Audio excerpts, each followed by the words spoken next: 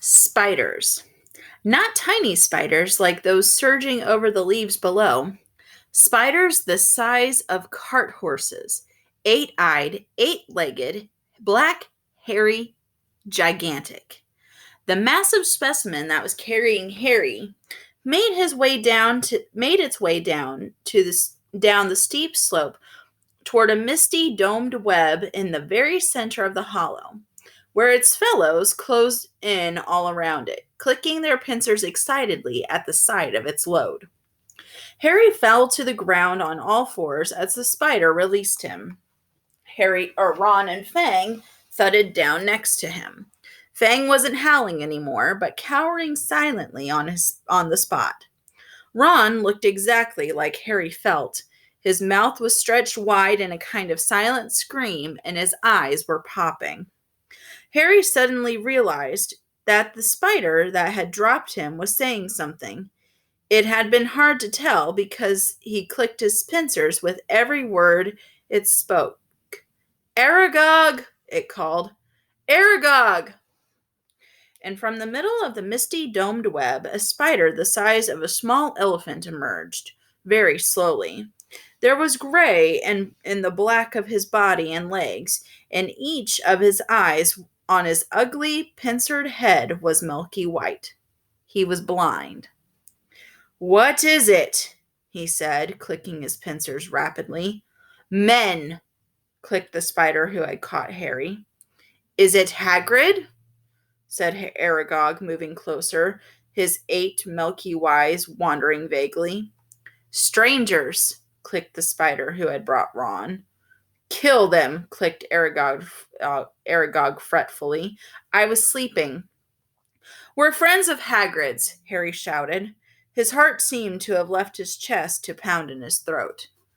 Click, click, click went the pincers of all the spiders in the hollow. Aragog paused.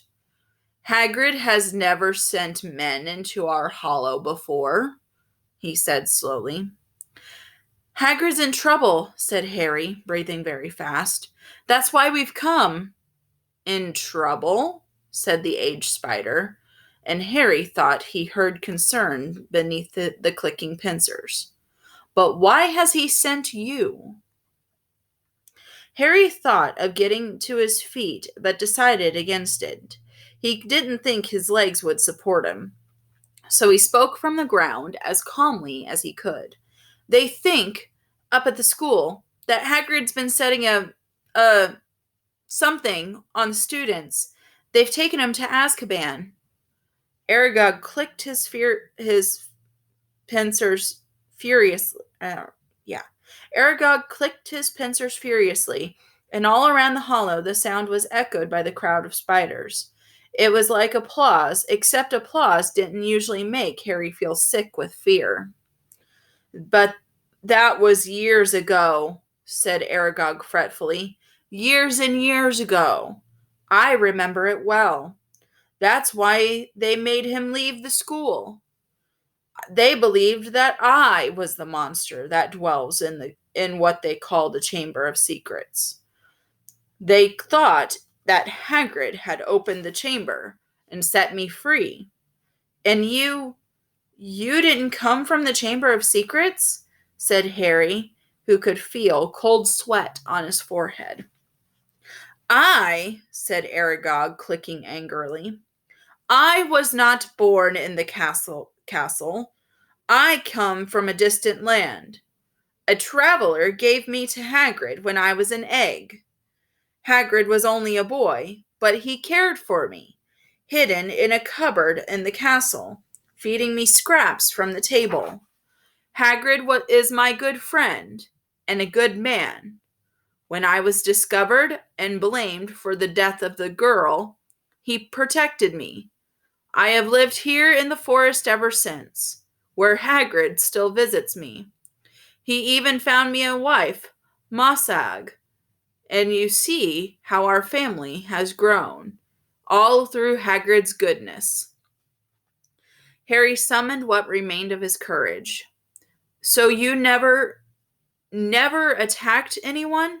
No, never, croaked the old spider.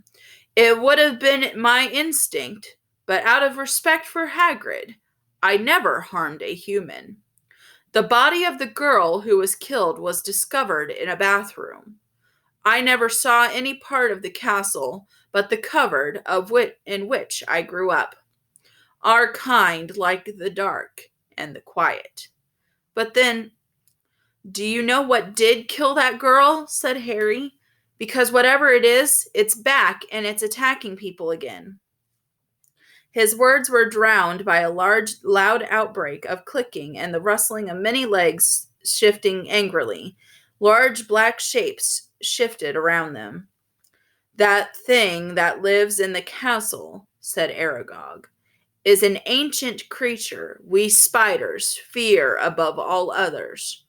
Well do I remember how I pleaded with Hagrid to let me go when I sensed the beast moving about in the school.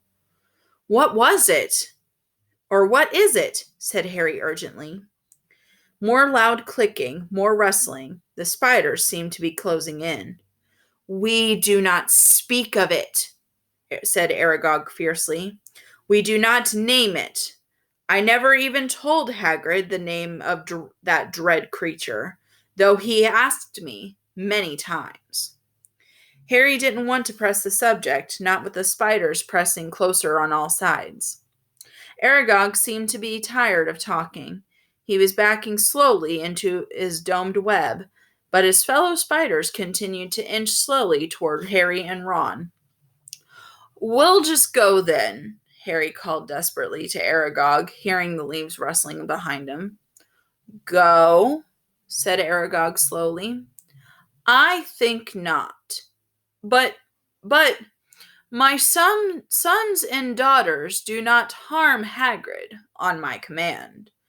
But I cannot deny them fresh meat when it wanders so willingly into our midst. Goodbye, friend of Hagrid. Harry spun around. Feet away, towering above him, was a solid wall of spiders, clicking, their many eyes gleaming in their ugly black heads. Even as he reached for his wand, Harry knew it was no good. There were too many of them. But as he tried to stand, ready to die fighting, a loud, long note sounded, and a blaze of light flamed through the hollow. Mr. Weasley's car was thundering down the slope, headlights glaring, its horn screeching, knocking spiders aside. Several were thrown onto their backs, their endless legs waving in the air. The car screeched to a halt in front of Harry and Ron, and its doors flew open. Get Fang! Harry yelled, diving into the front seat. Ron seized the boarhound around the middle and threw him, yelping, into the back of the car. The doors slammed shut. Ron didn't touch the accelerator, but the car didn't need him. The engine roared, and they were off, hitting more spiders. They sped up the slope, out of the hollow, and they were soon crashing through the forest, branches whipping the windows up as the car wound its way cleverly through the widest gaps, following a path it obviously knew. Harry looked sideways at Ron. His mouth was still open in the silent scream, but his eyes weren't popping anymore. Are you okay? Ron stared straight ahead, unable to speak. They smashed their way through the undergrowth, Fang howling loudly in the back seat, and Harry saw the side mirror snap off as they squeezed past a large oak. After 10 noisy, rocky minutes, the trees thinned, and Harry could see again patches of sky. The car stopped so suddenly that they were nearly thrown into the windshield. They had reached the edge of the forest. Fang flung himself at the window in his anxiety to get out, and when Harry opened the door, he shot off through the trees to Hagrid's house, tail between his legs. Harry got out too, and after a minute or so, Ron seemed to regain the feeling in his limbs and followed, still stiff-necked and staring. Harry gave the car a grateful pat as it reversed back into the forest and disappeared from view. Harry went back into Hagrid's cabin to get the invisibility cloak. Fang was trembling under a blanket in his basket. When Harry got outside again, he found Ron being violently sick in the pumpkin patch. Follow the spiders, said Ron weakly, wiping his mouth on his sleeve. I'll never forgive Hagrid. We're lucky to be alive. I bet he thought Aragog wouldn't hurt friends of his, said Harry. That's exactly Hagrid's problem, said Ron, thumping the wall of the cabin. He always thinks monsters aren't as bad as they are made out, and look where it's got him. A cell in Azkaban. He was shivering uncontrollably now. What was the point of sending us in there? What have we found out? I like to know. That Hagrid never opened the Chamber of Secrets, said Harry, throwing the cloak over Ron and prodding him in the arm to make him walk. He was innocent. Ron gave a loud snort. Evidently, hatching Aragog in a cupboard wasn't his idea of being innocent. As the castle loomed nearer, Harry twitched the cloak to make sure their feet were hidden, then pushed the creaking front doors ajar. They walked carefully back across the entrance hall and up the marble staircase, holding their breath as they passed the corridors, where watchful sentries were walking. At last, they reached the safety of the Gryffindor common room, where the fire had burned itself into glowing ash. They took off the cloak and climbed the winding stair to their dormitory. Ron fell onto his bed without bothering to get undressed. Harry, however, didn't feel very sleepy. He sat on the edge of his four-poster, thinking hard about everything Aragog had said. The creature that was lurking somewhere in the castle, he thought, sounded like some sort of monster Voldemort. Even other monsters didn't want to name it.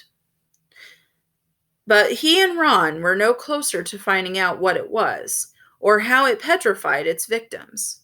Even Hagrid had never known what was in the Chamber of Secrets. Harry swung his legs onto his bed and leaned back against the pillows, watching the moon glinting at him from the tower window. He couldn't see what else they could do. They had hit dead ends everywhere. Riddle had caught the wrong person, the heir of Slytherin had got off, and no one could tell whether it was the same person or a different one who had opened the chamber this time. There was nobody else to ask. Harry lay down, still thinking about what Aragog had said. He was becoming drowsy when it seemed like their very last hope occurred to him, and he suddenly sat bolt upright. "Ron!" he hissed at the dark. "Ron!" Ron woke with a yelp like fangs, stared wildly around, and saw Harry. "Ron, the girl who died. Aragog said she was found in a bathroom," said Harry, ignoring Neville's snuffling snores from the corner. "What if she never left the bathroom? What if she's still there?" Ron rubbed his eyes, frowning through the moonlight. And then he understood too. "You don't think—" "Not Moaning Myrtle,"